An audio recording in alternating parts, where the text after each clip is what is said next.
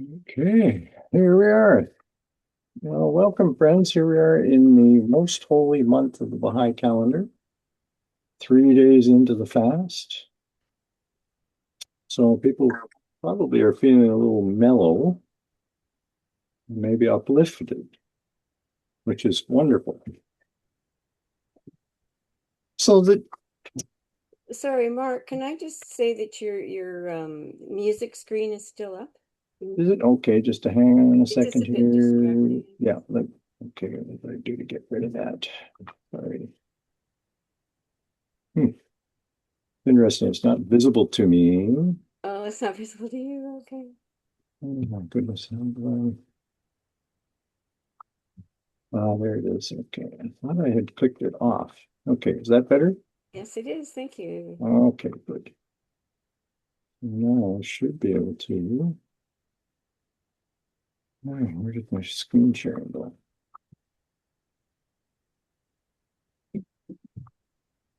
And you can now see the readings. Nope. It's back up on your sound. Oh, I beg your pardon. I hit the wrong button. Okay, let me close that completely. We did test this before, so Oh, I'm sure yeah, I know. I you've know. I got them. I know just. you have them, so. Okay, so there are two screen shares that you have to do in order to be able to get this to work. And they conflict. Bingo. There we go. Sorry. Okay. Good. Uh, So, in the previous 6 classes, we've taken a fairly deep dive into the first book of the Red Book, called Liber Primus. Now it's time to embrace a different approach to the second book and to scrutinies. So I'd like to just review this. I had sent this out in class 4, but just to give you an idea. So here's Liber Primus, the first 11 chapters of that book. And notice that it's 90 pages long. The second book is 247 pages and has 21 chapters. And then Scrutinies is 121 pages. These are reflections on what he has experienced. So that means that there's 4 times as much uncharted material lying ahead of us when compared with what we've already explored so far. Unless we were to extend this course to the end of this calendar year, we couldn't possibly study the remaining text at the same level of detail. So for this reason, I have decided to adopt a thematic methodology for the next 6 classes. I realize that this will entail leaving considerable territory unmapped, but I believe I have identified some of the most important themes that Jung wrestled with in the 368 remaining pages. So tonight we will track the evolution of the anima, the soul. Next time we will focus on the wise old man archetype. Beyond that, we will investigate Jung's position vis-a-vis religion, and then how he reconceived his God image. Then consider the Red Book as his Book of the Dead, and finally speculate on his lasting legacy. Okay, so let's turn now to the evolution of the anima as presented in the Red Book. We've already seen that Jung experienced something of a crisis after his split with Sigmund Freud in 1913.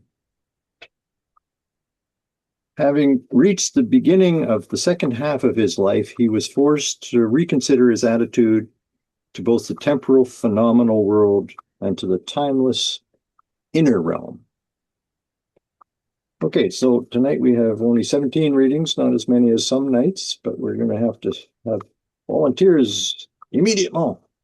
And there he is. He won the race again this year. Okay, Milton, I'm going to ask you to do the first 2, but not immediately after the first one. Okay. I had labored misguidedly under the spirit of this time. I thought and spoke much of the soul. I knew many learned words for her. I had judged her and turned her into a scientific object. Therefore, the spirit if the depths force me to speak of my soul, to call upon her as a living being, I had to be, I had to become aware that I had lost my soul. Beg pardon for the typo. That should have been of this. Where is it? Spirit of the depths. Oh, okay. Anyways, how would you know? Okay. So as we know, the Red Book is the account of Jung's search for inwardness, or as he called it in Memories, Dreams, and Reflections, his confrontation with the unconscious. In this intimate work, Jung shows with great humility not only his inner landscape, but also the journey of a man in search for his own soul. Jung later devised a psychology of relatedness with regard to his theory of the anima. Okay, Milton, that's the second passage. It's a short one. The anima becomes, through integration, the eros of consciousness. The anima gives relationship and relatedness to a man's consciousness. So I suppose when you see the word eros, you're immediately thinking erotic. That's true. That's part of the dimension that this word covers, but it's primarily focused on love in all of its different forms for the different people in your lives, for humanity at large, etc. Okay. It's the loving instinct, if you like. So thanks very much, Milton. Taking the successive forms of Salome, a serpent, and a winged goddess, this inner function of his soul led him through an imaginal landscape to deepen his understanding of an elusive faculty that animates life. Since the anima dwells in the collective unconscious, it is permeated with universal elements, bringing an infinite potential with it, and giving the irrational a presence in the reality of the psyche.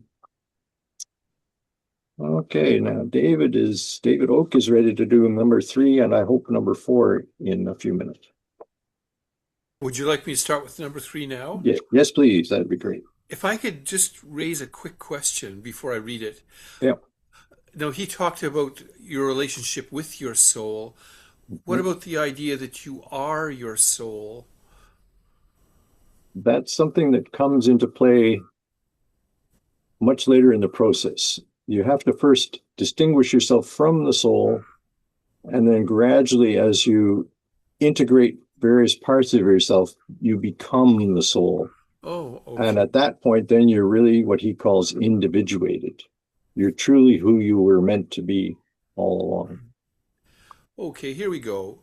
When Dr. Jung uses the word soul, he defines soul as the individual's attitude to the inner reality, the function of relationship between the inner and outer worlds, the bridge to the center of our whole being. So that's a little bit odd, isn't it, to think about soul not as an entity, but as a relationship builder. And as an attitude, if you like. As a man, the anima is the feminine feature of Jung's psyche, which he had long repressed in favor of his superior thinking capacity. During his midlife crisis, he realizes that he now needs to integrate the anima if he is to proceed on his path to individuation. But if he had been a woman, however, the repressed function to be integrated would have been the animus. This masculine element would have been inhibited by the woman's superior feeling capacity. In both cases, the person's capital S self, the name Jung gives to the hidden nucleus of the psyche, normally expresses itself through some kind of fourfold structure. The number 4 is thus connected with both the anima and animus functions, because they each develop through 4 distinct stages in men and women. So before we actually track the development of Jung's anima in the Red Book, I want to take a few minutes to look at the corresponding function of the animus in women. Jung wrote an essay on these parallel functions called the syzygy, Anima and Animus, in 1951. It can be found in volume 9, part 2 of his collected works. The title of that is Eon, Researches into the Phenomenology of the Self. Okay, David, now we're ready for number 4. I'll just bring it up a bit higher here. Okay, reading 4. Woman is compensated by a masculine element, and therefore her unconscious has, so to speak, a masculine imprint. This results in a considerable psychological difference between men and women, and accordingly I have called the projection-making factor in women the animus, which means mind or spirit. The animus corresponds to the paternal logos, just as the anima corresponds to the maternal eros. Okay, so we've got a distinction here between eros and logos. Logos is a term that you'll probably be familiar with from the Bible. In John, I believe it is, where in the beginning was the Word, and the Word is translated from Greek, and the Greek word is logos. Okay, so there's the woman has a masculine, intellectual kind of hidden function, whereas the man has a feminine feeling side to him that he's reluctant to express. So what he's saying here is that the dominant feminine nature of a woman is actually balanced by a masculine nature. Ordinarily, she will be unconscious of the existence of this masculine energy within herself. Despite her unawareness of her animus, it silently projects itself out onto the people in her environment. Acting like an unconscious mind, it manifests itself outwardly as fixed ideas, unconscious assumptions, and conventional opinions that may be generally right, but tend to be slightly beside the point in a particular situation. Now, this is based on his many, many, many years of therapy with people. So he's not just dreaming this up because it sounds nice. These are things he'd actually seen in women. I don't want to get into any kind of a dichotomy between the men and women in the group here, so let's leave it as a discussion item if people want to get into it later after I finish the talk here. So in Jung's opinion, which is based on long years of clinical observation, a woman who is unconscious of her masculine side tends to be highly opinionated, which he calls being animus possessed. Here's a quote: "A woman possessed by the animus is always in danger of losing her femininity. This kind of woman typically wears the pants in her family. She rules the roost, so to speak, or at least tries to." An Australian analyst by the name of Frith Luton, who was trained in Zurich, says that the men attracted to her will be driven to distraction by her whims, coldly emasculated, while she herself wears a mask of indifference to cover her insecurity. Take that as you will. A woman's animus only becomes a helpful psychological trait when she starts to differentiate between the masculine function within and her deeper self. While a man's task is to assimilate the anima, a lengthy, often painful process which involves discovering his true feelings, as Jung will show us, a woman who wishes to distinguish herself from her animus must constantly question the ideas and opinions expressed by her inner man, measuring these against what she really thinks.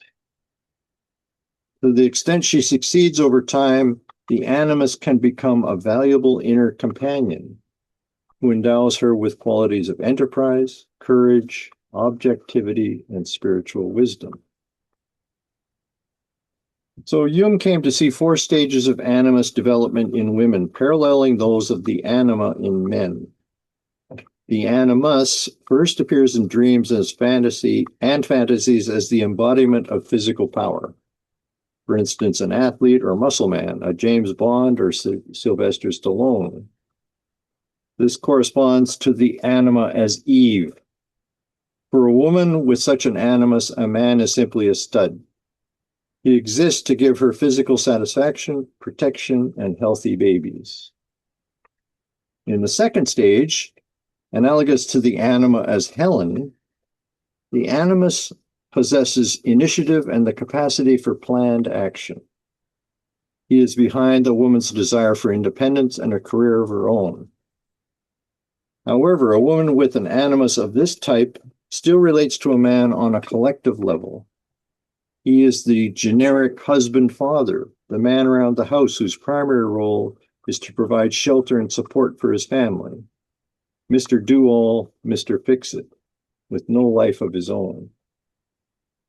In the third stage, corresponding to the anima as Mary, the animus is the word personified, appearing in dreams as a professor, clergyman, scholar, or some other authoritarian figure. A woman with such an animus has a great respect for traditional learning.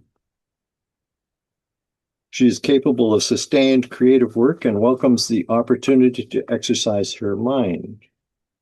She is able to relate to a man on an individual level, as a lover rather than a husband or father, and she seriously ponders her own elusive identity. In the fourth stage, the animus is the incarnation of spiritual meaning. A Mahatma Gandhi, Martin Luther King, or Dalai Lama. On this highest level, like the anima as Sophia, the animus mediates between a woman's conscious mind and the unconscious. In mythology, he appears as Hermes, messenger of the gods. In dreams, he is a helpful guide. Sexuality for such women is imbued with spiritual significance. So, here is a very famous woman, Marie-Louise von Franz, who worked extremely closely with Jung for many, many years. Gifted linguist in, what would it be? Latin, Greek, German, French. I don't know if she knew others, but she was particularly skilled as a scholar. And so this next reading, number 5, is from her. And she here is describing the operation of the fourth stage animus. Okay, Lori Larkin Boyle, it's all up to you, and I'll have you read 6 in a minute too, but let me just move this up. There you go. Okay. The animus, in his most developed form, sometimes connects the woman's mind with the spiritual evolution of her age, and can thereby make her even more receptive than a man to new creative ideas. It is for this reason that in earlier times women were used by many nations as diviners and seers. The creative boldness of their positive animus at times expresses thoughts and ideas that stimulate men to new enterprise. I think that's diviners, I think. Divine. Okay. Yeah, it's not It's a something you run 50-50 across. Yeah. So I'd like to end our discussion of women's inferior function with von Franz's further remarks on the power of a fully developed animus before tracing the stages of Jung's animus. Anima, I beg your pardon. Okay, so this is a little bit longer quote, Lori. I'll scroll it. Okay. The positive side of the animus can personify an enterprising spirit, courage, truthfulness, and in the highest form, spiritual profundity. Through him, a woman can experience the underlying processes of her cultural and personal objective situation, and can find her way to an intensified spiritual attitude to life.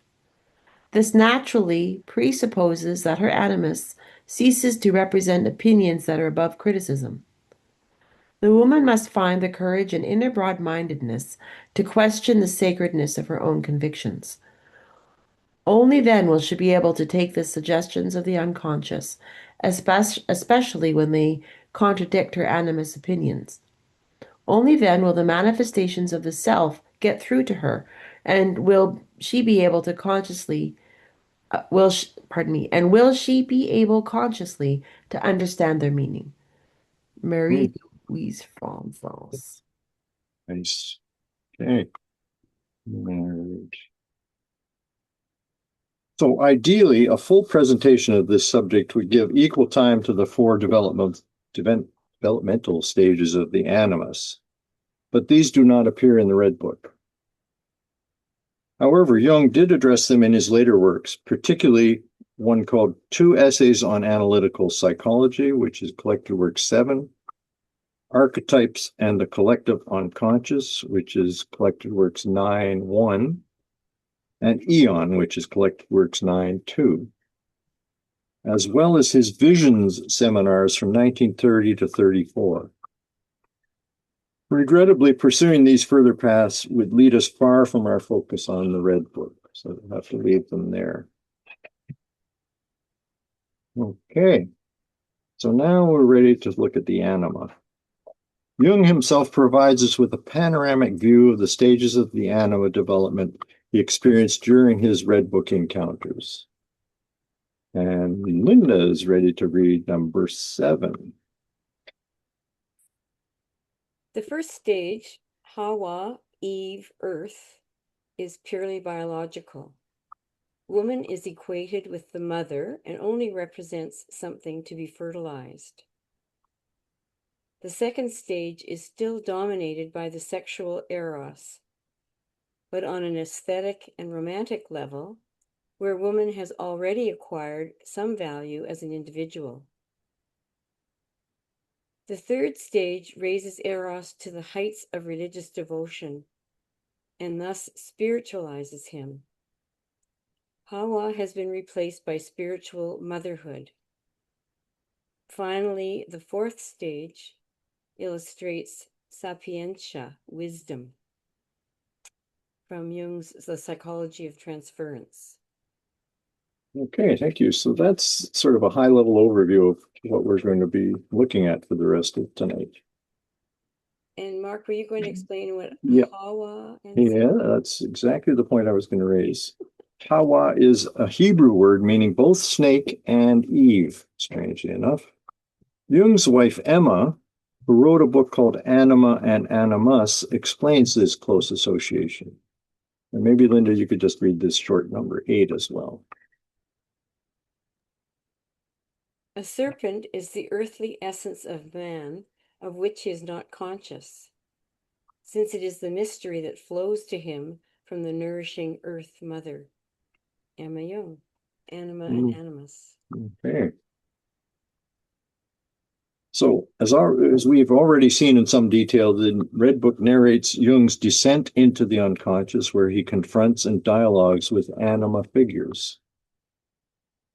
His initial anima encounters are marked by confusion, fascination, and turmoil, reflecting unresolved and immature anima projections, often personified as seductive, destructive, or enigmatic women such as Salome or other mythological and visionary figures. Over time, the anima in Jung's vision assumes the role of guide and messenger, leading him through psychological trials towards deeper self-knowledge. Figures like Mary in the Red Book offer spiritual advice and encourage integration of feeling, imagination, and relationship.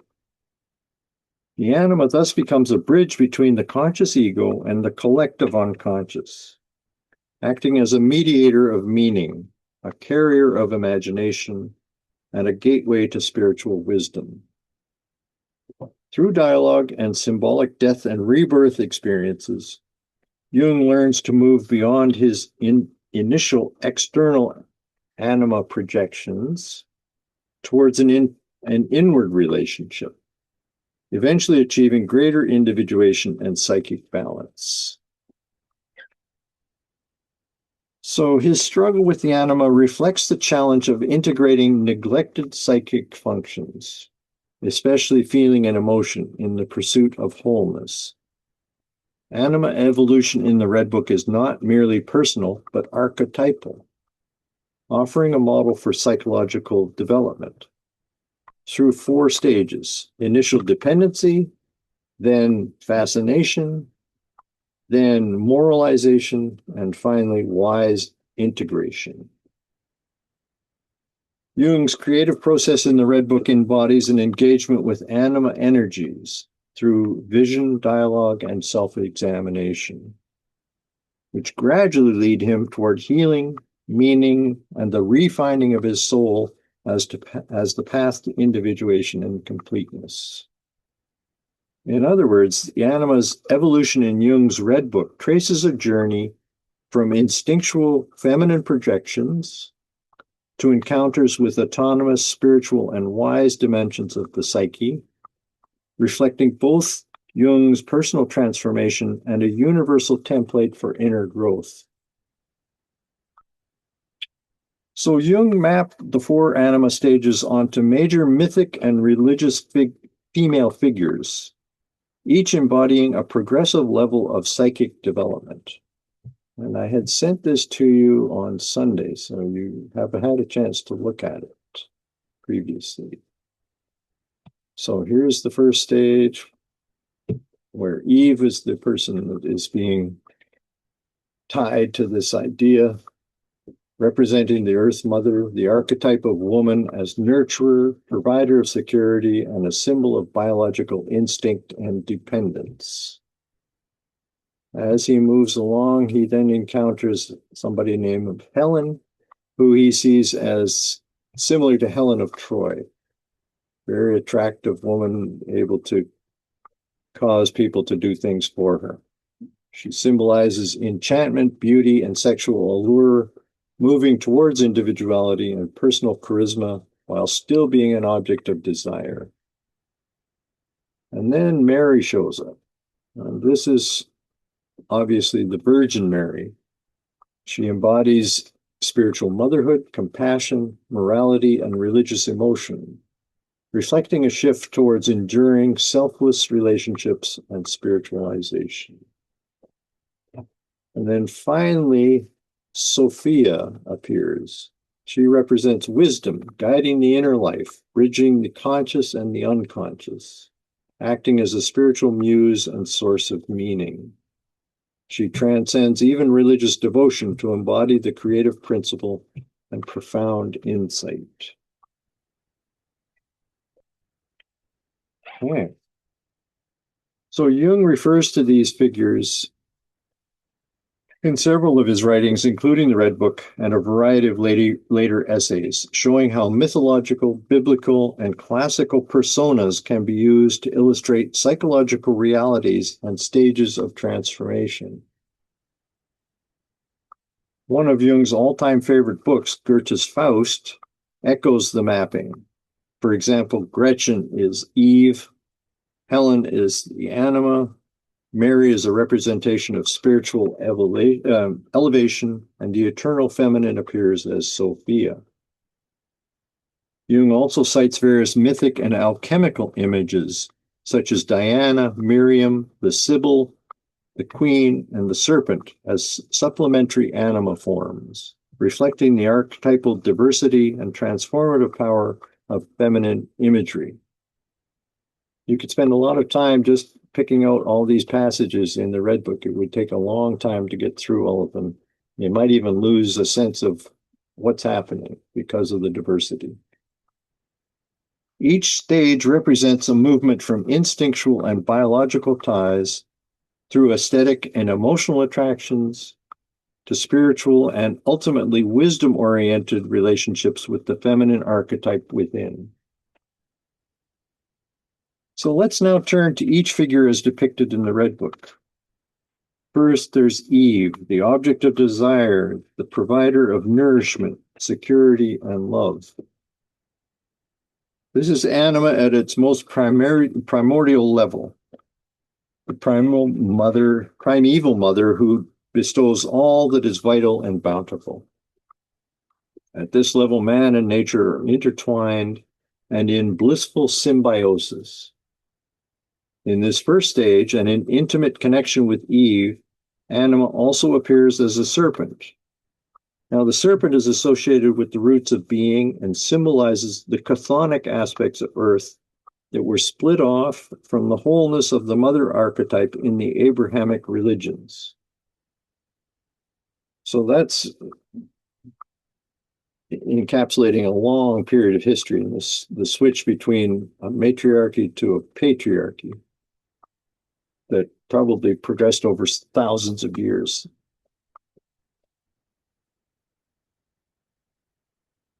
Identified with Eve, Anima is in an undifferentiated relationship with consciousness, meaning that man is subjected to her influence in an unreflected way. He has no idea that this is happening at all. Now, the word chthonic is a down-to-earth Greek word meaning of the earth. It is associated with things that dwell in or under the earth. It is most commonly used in discussions of mythology, particularly underworld mythology. Hades and Persephone, who reign over the underworld in Greek mythology, could be called chthonic deities, for example. Eve symbolizes the anima of life wanting consciousness, differentiation, and eventually individuation. In the biblical myth, Eve offers fruit from the tree of the knowledge of good and evil, and she is therefore the one who brings consciousness to the Ouroboros field. Now, Ouroboros is a circular symbol that depicts a snake or dragon devouring its own tail, which is used especially to represent the eternal cycle of destruction and rebirth.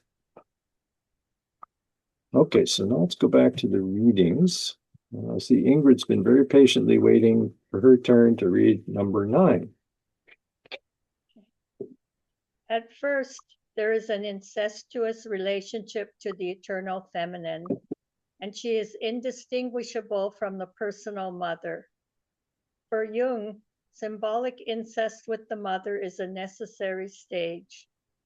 To become independent, the terrible mother must be confronted, the darkness faced, the fear of her power conquered, and the inertia that condemns one to compliance in relationships and emotional states overcome. So Darianne Pickett, I showed you a picture of her a while back. She's from Australia, I believe it is. Thank you. So at the beginning of the Red Book, Jung is confronted with an emptiness that he described as a loss of his soul. Much later in his life, Jung was to describe the experience in these terms. And that one is for Elizabeth. This is a direct quote from Jung himself. Oh, you're muted, Elizabeth. Sorry. Okay. Younger people can bear even the total loss of the anima without injury. The important thing at this stage is for a man to be a man. After the middle of life, however, permanent loss of the anima means a diminution of vitality, of flexibility, and of human kindness. The result, as a rule, is premature rigidity, crustiness, stereotypy, fanatical one-sidedness, and obstinacy, pedantry, or else resignation, weariness, sloppiness, irresponsibility, finally a childish ramollismo, petulance, with a tendency to alcohol. Know anybody like that? It makes me a little nervous. I'm wondering how many of these attributes I have. Anyway, at the beginning of the Red Book, Jung is confronted with an emptiness. Oh, I beg your pardon. I've already read that. Sorry, I didn't move over. So as we learned in class 4, Jung had to wait for 19 long nights in the hot desert before his soul spoke with him. Jung's patience is finally rewarded. During this interval, he is unconsciously infusing his soul with enough consciousness for it to be able to respond to his questions. When she appears, Jung complains that his life has been hard, that he has experienced many difficulties in approaching her, and laments that he has come to her with empty hands. All he wants to do is sit down and feel the breath of her animating presence. She answers like a woman who has been ignored for a long time and tells him that she is not interested in his lamentations or his self-pity. She senses that he is relating to her as Eve, a woman who should understand him and tell him what to do. Her verbal reaction is swift and unsympathetic. Okay, Hangame, you get to read this one, and I'm going to ask you to do the next one in a minute, too. Sure. My soul answered and said, You speak to me as if you were a child complaining to its mother. I am not your mother. That's the first rude awakening that he's having to face. Okay. Clearly, she wanted to be, or wants to be related to as a woman rather than a mother, and wants him to take responsibility for his emotions. She is saying that it is time for him to grow up, that he needs to stop thinking of her as a protective parent. At this point in his life, Jung's view of his soul is closely tied to his instincts and biology. Agreeing with Freud, he realizes that he has been projecting her out onto maternal figures or partners, representing his dependency on the feminine for emotional support and validation. With such an undifferentiated view of the anima, a man cannot function well without a woman, and is more likely to be controlled by her, or more likely by his own imaginary construction of her. He is often impotent or has no sexual desire. At this stage of the anima, a man relies on women as providers of nourishment, security, and love. Many years later, Jung stated that this initial stage of the anima actually contains a wide range of feminine objects. Okay, so that's number 12. Amy. There is in man an imago, not only of the mother, but of the daughter, the sister, the beloved, the heavenly goddess, and the tonic babo. Mm-hmm. Every mother and every beloved is forced to become the carrier and embodiment of this omnipresent and ageless image, which corresponds to the deeper reality in man. Okay, so there are a couple of things I need to explain. Imago. That's actually the preferred word that he uses for an idealized mental image of another person or the self. And we're going to see that in connection with God, the God imago, later. And then there's this word chthonic, which I just described a minute ago as being of the earth. And Baubo was a minor yet significant figure in Greek mythology, known for her role in the Eleusinian mysteries, and as a symbol of laughter, fertility, and female empowerment. So, right from the start, Jung's soul insists that he update his understanding of her. If he does, this will begin an important psychological process whereby life acquires new meaning. Each new development will open up new fields to consciousness. What he will have to find out the hard way is that the anima complex tends to disrupt the ego's behavior. This dynamic part of the psyche, the dynamic part of the psyche that wants to shake things up and change the status quo, will confront the part that doesn't want things to change. Through the stages of Eve, Helen, Mary, and Sophia, the image of an individuating inner feminine undergoes the process of transformation. Although we may think of it as a progression, it is also the case that at every stage, the other anima images continue to be present in the archetype. Its other manifestations are always there, ready to be brought forward at different moments of life.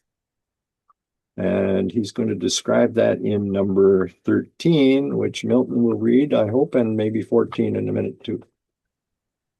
The anima is bipolar and can therefore appear positive one moment and negative the next. Now young, now old, now a mother, now maiden, now a good fairy, now a witch, now a saint, now a whore. Okay. Thank you. So All anima projections are ambivalent, and we can witness Jung's own changes of feeling toward the anima throughout the Red Book. Yet through all these changes, the anima represents the connection with the spring or source of life in the unconscious. The soul is always numinous and has that divine quality. Okay, so that's the first stage. Number 2 is Helen, world achiever, intelligent and talented.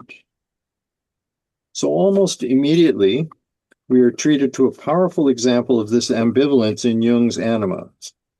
If he hadn't repressed his feeling function so completely, his anima might well have showed him its positive side as it progressed to the next stage.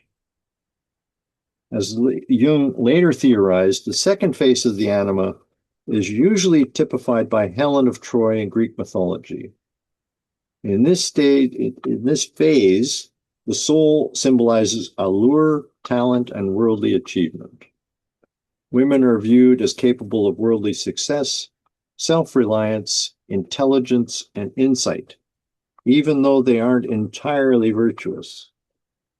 The second stage is divided between positive external talents, such as cultivated business and conventional skills, and deficient internal qualities, such as a lack of capacity for virtue, faith, or imagination.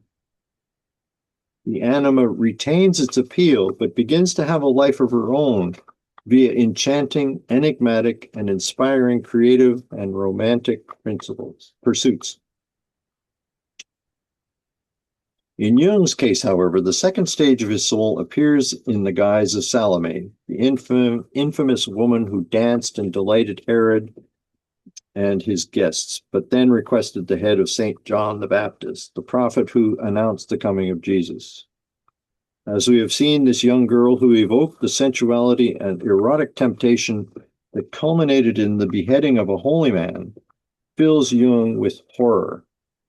Yet he finds himself strangely attracted to her and discovers that she loves him, and that this is significant.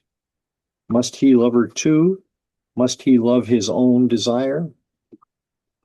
In Jung's inner world, Salome personifies desire and pleasure, the Greek god Eros. Elijah, the older man who accompanies her in this scene, stands for a function of mind Jung calls forethinking, thinking ahead, or logos. He is told that these two principles have been together since the beginning of time. Okay, Milton, that's number 14. Elijah can see but inhabits a dark place, whereas Salome is blind and inhabits a bright place. Elijah, as forethinking, can see into the depths of the past and the future. In this encounter, Jung realizes that thoughts are natural events that you do not possess and whose meaning you only imperfectly recognize. Freeing himself gradually from the activity of mind allows Salome, as a wild desire, eventually to lead him to the depth of love. Darien Pictet. Thank you. So during this period of his life, Jung began to elaborate his theory of psychological types. He later wrote that the anima is also the personification of the inferior function which relates a man to the collective unconscious. But when he first visited the bright garden of Salome, of pleasure, he had to realize that being a thinking type, his feeling function remained in darkness, blind and primitive, and so appeared as disgusting to him. Elijah tells him, "May the thinking person accept his pleasure, and the feeling person accept his own thought. Otherwise, they are death to each other, just as John the Baptist found death at the hands of Salome." Clearly, thinking types fear Salome as she wants their heads. Over time, as Jung came to accept that he desired Salome, he further integrated his feeling function and accepted pleasure as a dynamic force in nature. He learns that soul is always close to embodiment and to what matters.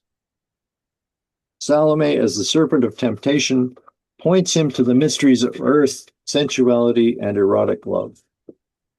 As his capacity to relate to his inner figures developed, so Jung's relationships with women changed. As he tells us, I climbed down to my pleasure, but ascended to my love. By sacrificing his highest function, thinking, he could develop a living relationship with his most primitive and unconscious feeling, or unconscious function, which is feeling. By acknowledging pleasure and erotic impulses, he dethroned his thinking function from its lofty heights. This integration of darker, unknown aspects of himself led to increasing consciousness. Love is empty without thinking, thinking hollow without love. Love and forethinking are in one and the same place.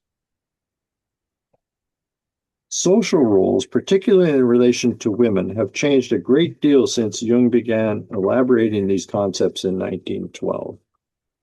In those days in Switzerland, women often didn't work or have an academic career. They were generally confined to the domestic sphere. They also had no equal rights in the running of their affairs or that of the world, since they were regarded and usually felt dependent on a man for all outward things. Beg your pardon. This has greatly changed with the advent of women's liberation, the right to vote, to study and work outside the home, and the modern climate of equality in the social arena. In 1912, the social structure of the time mirrored the incomplete development of the anima, whereby women were kept in demeaning and subservient roles. Yet their repressed power was greatly feared. It is also important to remember that the anima is an archetypal symbol, not a genetic or gender-based biological reality. Gender roles have changed immensely since Jung elaborated his theory, with his own fear and ambivalence towards the inner feminine evident in these early dialogues with his soul in the Red Book. Today, these stereotypes would not apply to gender roles, that it is generally accepted that a man can have a developed eros function, or a woman a well-differentiated logos function. In the postmodern age, our goal is to continue to develop the contrasexual function within our own psyches.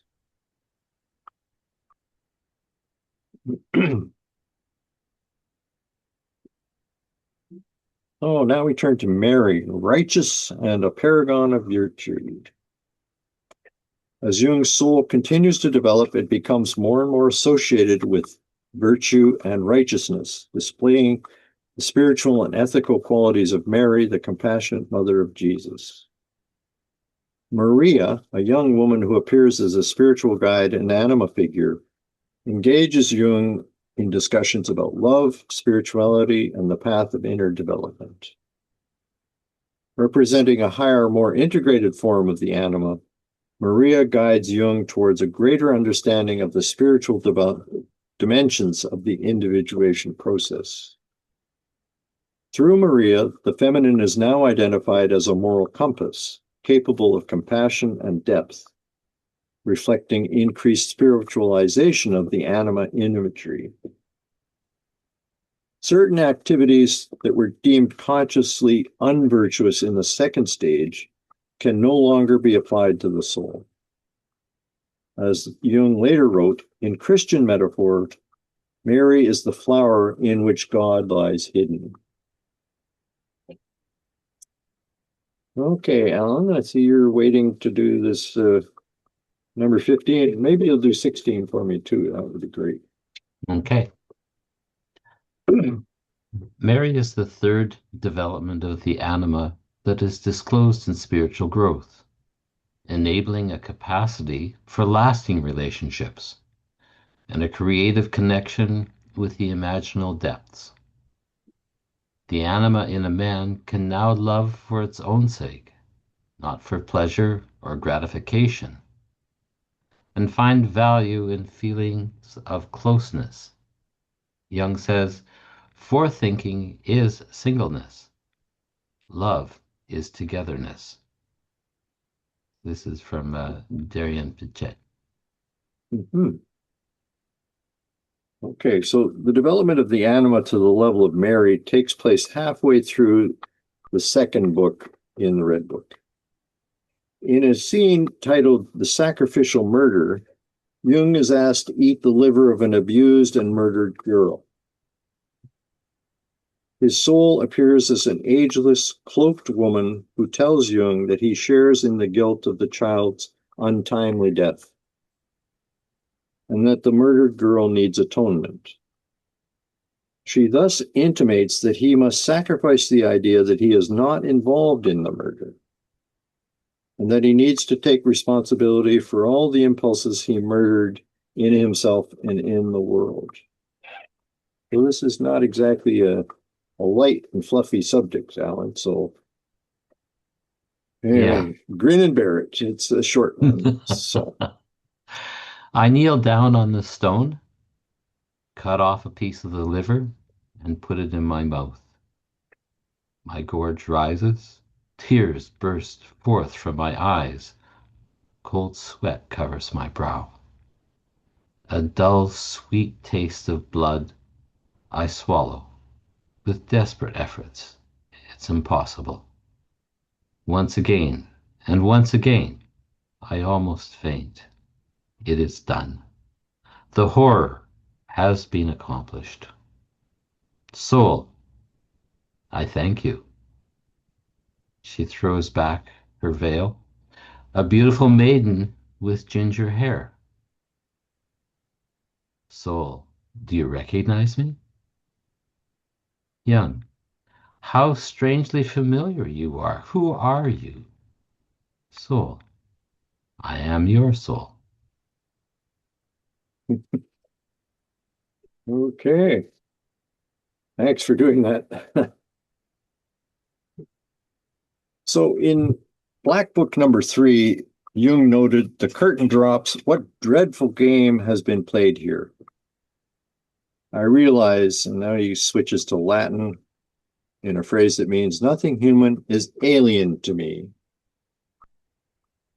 The phrase is from the Roman playwright Terence, from a particular play, Huton Timurun Minos. On September the 2nd of 1960, Jung wrote to his friend Herbert Reed, as a medical psychologist, I do not merely assume, but I am thoroughly convinced that nothing human is alien to me is even my duty. So he has to embrace everything that being human can involve.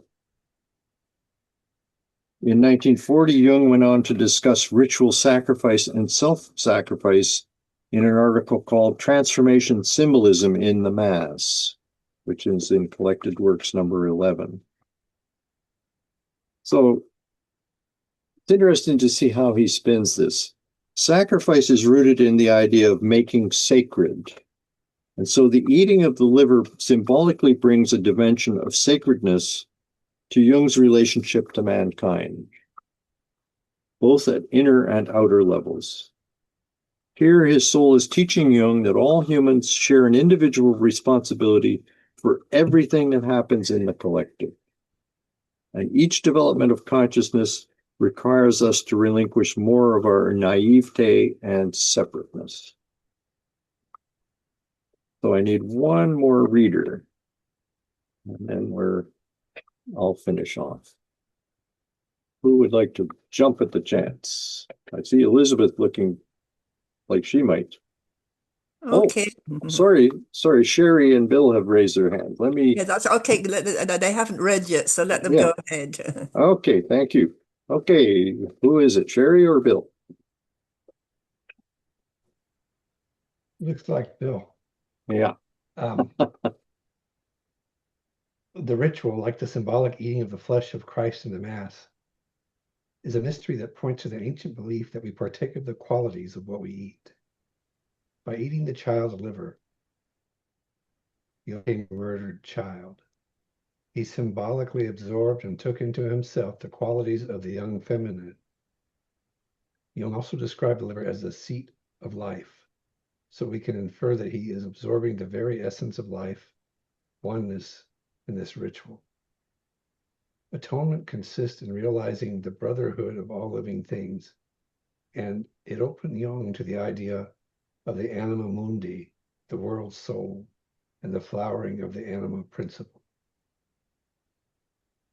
Okay, thank you. Let me just escape and close the sharing. Okay, so now this Latin phrase, anima mundi, means world soul. It refers to the concept of a living and ensouled cosmos in which nature, matter, and humanity are all interconnected and animated by a spiritual principle.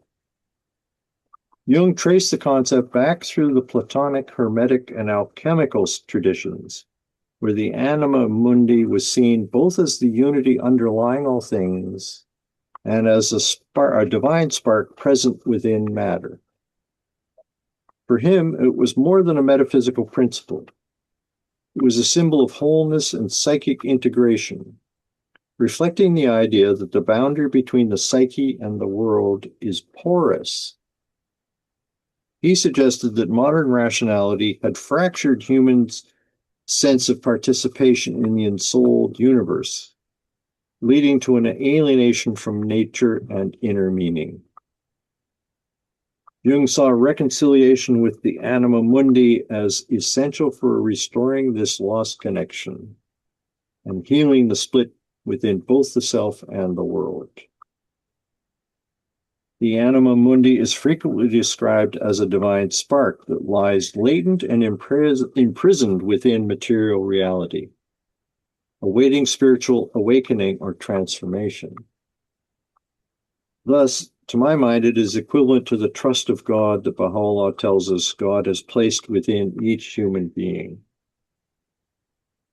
The anima mundi is the quintessence of the world, symbolizing the unity and oneness of creation and the relationship between matter and spirit.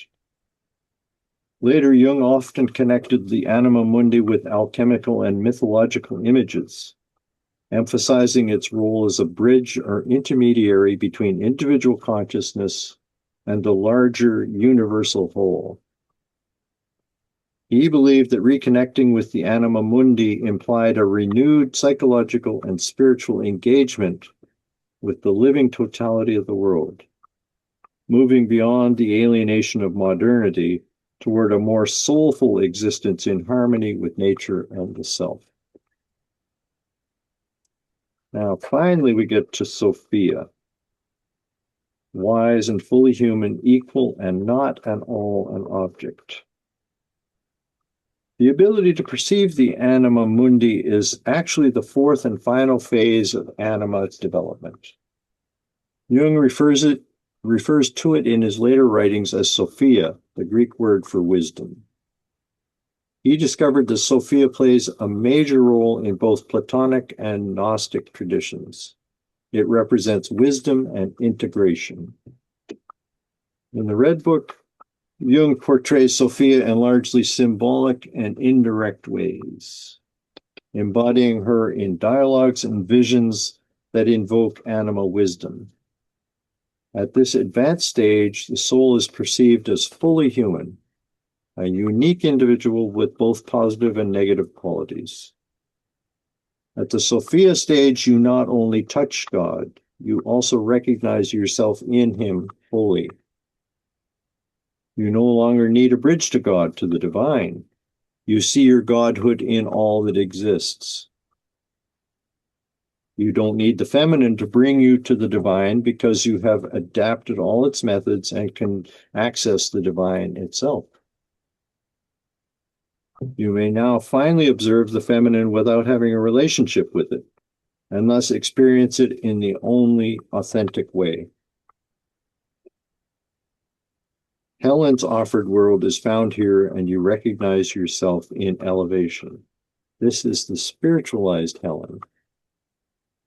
Jung no longer needs the anima to exist as a separate archetype. Essentially, he has become the anima. Or we can say that he has integrated her. The feminine with him has been transformed into a source of wisdom and guidance. He no longer projects his anima onto external figures, but inwardly communes with it as an equal partner in his psychic life. He is now an authentic human being who encourages others to express their own authenticity. No longer blinded by his superior thinking function, he fully embraces his feeling function. Therefore, he can forgive. He is adaptable, loving without a need to be loved, and deeply caring. He has become powerful without the need to overpower. He is free. He is a compassionate creator and a wise destructor. So next time we will investigate the second archetype Jung encountered after integrating the 4 stages of his anima. And he called it the wise old man. Okay, I ran a little late again tonight, but it was a great deal to cover. So, I know it hasn't given you any time whatsoever to think about any of that, but are there any outstanding questions that jump to your mind, or things you'd like clarified, or comments you want to make? Okay, Thomas, you're first on here. What's happening there?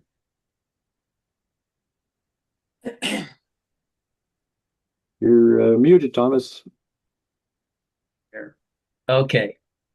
Yeah, the first thing that comes to my mind is in thinking about the social or the world view that these readings kind of reflect. And I'm wondering how Jung would evaluate or appreciate the change, like you mentioned, the changes in society that have occurred since Jung first wrote about it, and he was, part of it. How would he evaluate or think about the emergence of homosexuality in society, and its and then there's sort of side permutations of this situation, sexual changes of sexuality and so forth? What would he say as far as the progress of the anima on the spirit of the world as we see it has changed from, Jung's time? Oh, boy. That's a large question. I don't know that I have an answer. I mean, all I would really say is that, yes, there is a collective dimension to the anima's development as well. And so we are seeing through the women's liberation movement, et cetera, and everything that's happened since the 60s, that women as a whole have become much more connected with their animus at a higher level and have evolved their own roles in society as a result of that. But I'm not sure how to answer the questions about homosexuality and transgenders and things like that. I really am kind of lost. I don't know what to say. Maybe other people have an idea. Something. Yes, I'd like please. to add a little something. The last, let me see, it's March now. The last 2 months, January and February, I've done a heck of a lot of research into the situation around transgender. I'm a therapist, as Lori is, I'm a therapist. So this is a big topic, a really big topic right now. There's some major things happening all over the world, and so it's a very different subject than the subject of homosexuality and lesbian and gay, sexual orientation is very different from transgender, although they're very mixed up right now in time. So I think that there's, how shall I say? from what I've gathered in the last 2 months of lots and lots of research in this, transgender, changing genders, socially and medically, was a very exceedingly tiny percentage, tiny, like 0.03% of the population, tiny, up until 2012, when the iPhone and social media and algorithms became very present. So people have been highly influenced by information online, especially algorithms that are swaying. So up until 2012, there was hardly any people doing transgender transformations, but there was a tiny percentage, and it was men, only men. And since 2012, there's been a 4,000% increase in people doing transgender transformations, both socially and medically. And the vast majority are girls and women, the vast majority. So there's a massive change since 2012, like massive change. A lot of that is, there's a lot of money behind it. There's a lot of power behind it. A lot of people running transgender clinics are transgender, and they have an invested interest in making sure that young people get convinced that this is the thing to do, because they make a lot of money. But what I have to say about this, which I found interesting, is my feeling is, if people could really get into stay away from algorithms and the internet, but get more into a sense of like trying to get in touch with their inner selves and individuation, if men could get more strongly in touch with an inner sense of the anima, and women more strongly in touch with an inner sense of their animus, regardless of what social media tells you, but really an inner sense, I think that there would be a lot fewer people being convinced to do transgendered operations and whatnot, because they would make the connection with the opposite element of, masculinity, femininity, and on an internal level, and not have to externalize it and do it medically. So I just want to mention that one book I just ordered is called When Kids Say They're Trans, written by three psychotherapists actually, and one of them, and two of them have been working extensively for the last 10 years with trans and detrans, and really looking at it from all angles. But the third author is Lisa Marciano, who is a Jungian psychotherapist. So she collaborated on this project of writing a guide for thoughtful parents called When Kids Say They're Trans. So this Jungian psychotherapist was one of the major collaborators, because her sense is we really have to think about individuation, integration of our parts, rather than saying I feel awkward, I feel odd, so I just have to deal with it medically. So they're really into more of the integration internally. And this is an unusual set of three psychotherapists, because the tendency societally right now is to go toward affirming medical care, because that's where a lot of the social media is going. That's what ChatGPT leans towards. If people use ChatGPT, algorithms, and a lot of the medical professionals have been convinced of this. So this smaller group of psychotherapists, including Stella O'Manley, who's from Ireland, who runs GenSpect, is really looking at how do we do this through psychotherapy? How do we do this through looking at our inner selves in a more of a therapeutic, exploratory, integrative way, rather than saying medicine's going to fix it. Yeah. Why? And then I just want to mention, I also have I do Santry therapy. So I have this figurine that I really love. Ah, It's one of my favorites. It was given to my grandmother, who was a Jungian psychotherapist, by a client. It was a Jung action figure. And he used to have a pipe, but the pipe wasn't like glued in, so it was movable. So it was so small when my kids were little, it got lost. I'm so sorry to have lost his pipe. But it's one of my favorites. So when I make sandtrays for myself, I often put this one in a corner because it's quite special for me. And then the other one, and when you said he developed a kind of in the end of his near the end of his life with his integration, this more sort of caring, warm, non-judgmental, compassionate side. This is really the figurine that makes me think of that development that he had with integrating his anima. And then the other action figure that I got, well, it's not an action figure. It's one of these things that does this. I got it at Value Village last summer. Is this anima figure that I really like. Is that supposed to be the queen? It's the queen. Yeah. And I think like I'm kind of curious about like where's the queen? Like the queen was such an incredible anima figure in our society. For like 60 years. We haven't had a monarch in power anywhere in the world really for so long in history.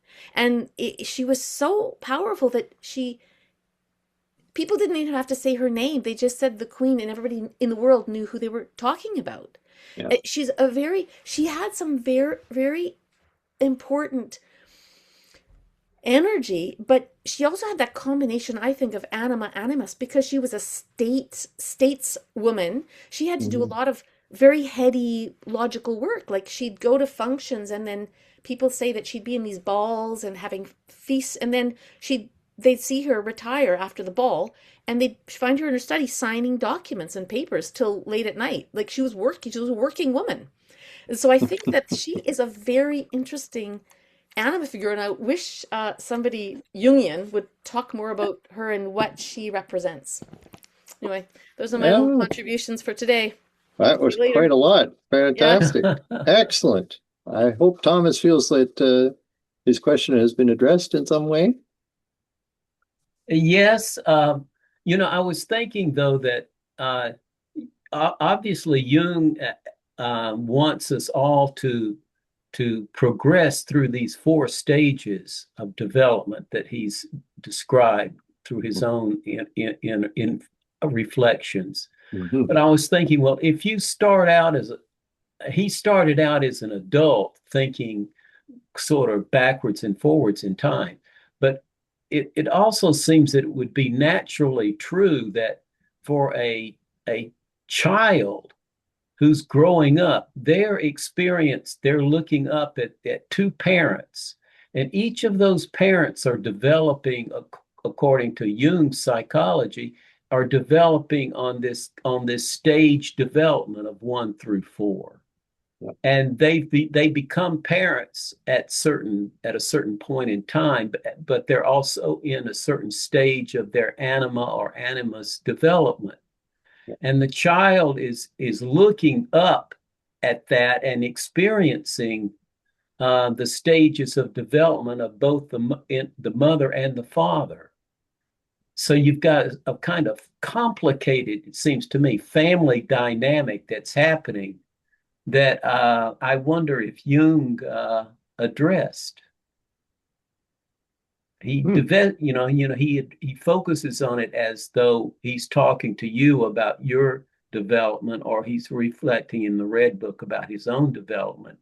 But if you start out as a child and you grow up in a family, you're going to be doing it yourself and also being influenced by the stages of development of your mother and father. Mm-hmm. I would venture to guess that I would be interested in other people's point of view or Laurie's point of view, but I would venture to guess that he was thinking about these 4 stages of development for a man, of animus development, for women, anima probably, as an ideal, like of like we could work through these different stages, but I believe a lot of people get stuck on one stage. Yeah, I was going to say that. Stage 2 or stage 1 or never get very much further past. And so that would be a very evolved human, well, I mean, I think we would agree, Jung was a very evolved human being and really worked hard on working through those stages, but not everybody gets there. And then yes, that Thomas, I agree, that would influence a child because they're looking up to somebody who's stuck in stage 1 or stuck in stage 1.5 or 2, you know, and that would influence a child. Okay, we got a couple of other questions before we end tonight. Milton, you kind of gave up, I think, but you probably still have a question, right? Yeah, kind of. Yeah, it's totally different. That's fine. The last two readings about the eating liver and I don't know, all this business of blood sacrifice that's associated with religion, I find appalling. I mean, it's just personal opinion, right? It's just how I feel about it.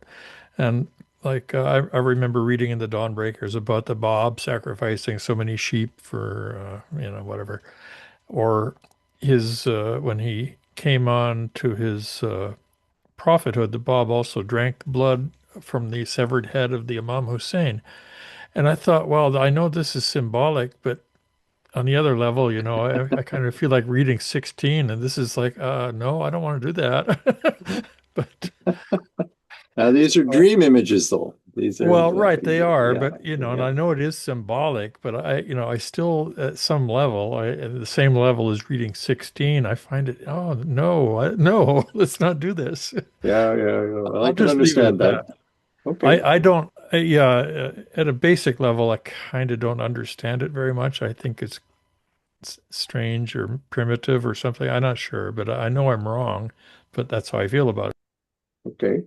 Well, I hope I shed a little bit of light on the interpretation that people make of those symbols, which are very potent. But I can understand the way you're feeling viscerally. Anyway, okay, Elizabeth, what's on your mind?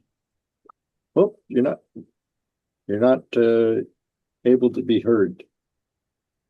I'm sorry. Anyway, the reference was made to the late Queen. Well, of course, I mean, she showed, she served, very well. I mean, for 70 years of her reign, she served. But the fact we have to remember that when she was born, she wasn't destined to be queen originally. Well, I mean, she was born during the reign of her grandfather, Lord George V, and he died, and then her uncle Edward VIII became the king, but then he abdicated after a while, and then her father, suddenly had her kingship thrust on him, and from the time she was 10 years old, she realized that she didn't, and up to the time she was 10, she didn't realize that she was going to be queen. Yet from the age of 10, she knew that after her father, she would have to take on the role of kingship, but as it has been said, well, she did a tremendous job of it. I just wanted to clarify that point.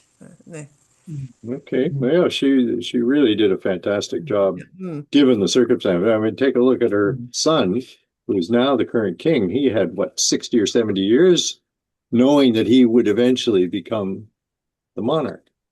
So he had a great deal of time to prepare himself, where she had none at all, really. Okay, Belinda, what's happening over there? You're muted. Okay, thanks. Oh, she's up. Oh, we can't hear you for some reason. What You're happened? unmuted, but your volume must be down, I wonder. We're not able to hear you, Belinda. Can you hear me Ah, now? there you That's better. There you Yeah, go. sorry, the mic wasn't high enough. It was slightly under my That's collar. good. Okay. What I'm responding to the gentleman who was concerned about actual blood sacrifice, eating livers and so forth. I totally agree. I mean, many of us find liver hard to eat even as a food. So anyway, I can relate to that. What I wanted to say was, looking at ancient civilizations around the world, many of them went through stages where they were practicing actual human sacrifice. And as they developed, almost all of them sooner or later move to some kind of symbolic form of sacrifice. Because clearly, for many people, this idea of actually human blood sacrifice, drinking blood of a dead person and so on and so forth, at some point becomes repulsive or something they just don't feel comfortable with anymore.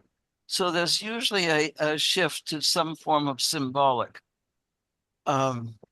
action and sacrifice. I mean, you see that in the Bible quite deliberately where they're told, bring a sheep or a goat. And, you know, so I think, and when he was relating this, his concern about this, which I think we all share, we find in our personal lives, if we understand it as dreams and dream symbology, where it can be very real, and we don't actually have to eat a human liver or drink human blood and so forth. And I mean, when you now thinking about it again with the Mass, for instance, at the Last Supper, Jesus made it very clear this was symbolic. The wine is my, and he equated it with his teachings, if I remember correctly. Okay, that's enough for me. I just wanted to make those comments. Thank you. Very good. Excellent background. Well, Jack? Well, regarding Belinda's comment, you'll recall from the persecution of the Babis in Iran, and I'm sure it's happened in other dispensations, but these horrific things were actually done by human beings. Mm-hmm. They did drink blood. They did chew livers. So as horrific as this is, you know, it happened. And it's something very savage and very primitive. But that's not what I wanted to say. That was my response to Belinda. Mark, you've given us, based on Jung's analysis, so many different archetypes of the feminine. I'm confused by how do we know when to apply or when to identify what archetype is at work? I mean, there's so many different archetypes going on here. Do they all operate? I mean, they can't all operate at the same time because they're all different. So I'm a bit perplexed at the number and how we should be able to identify them and under what circumstances. Do you see what I mean? Mm-hmm.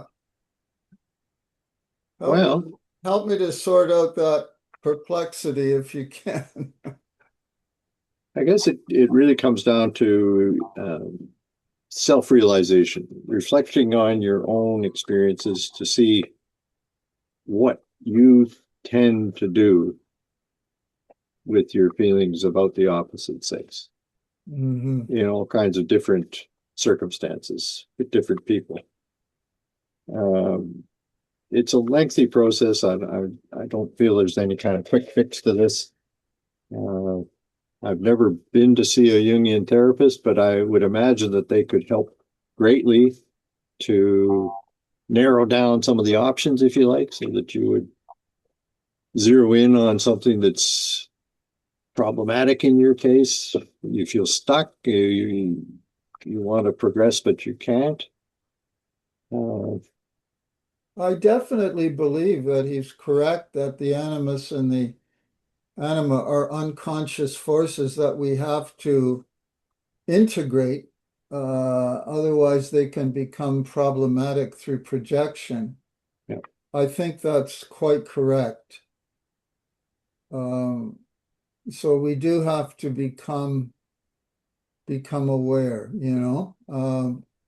Well, the people around you who you're projecting on may help you in that sense because they're irritated by the way you're looking at them, the way you're interacting with them. You see what I'm saying?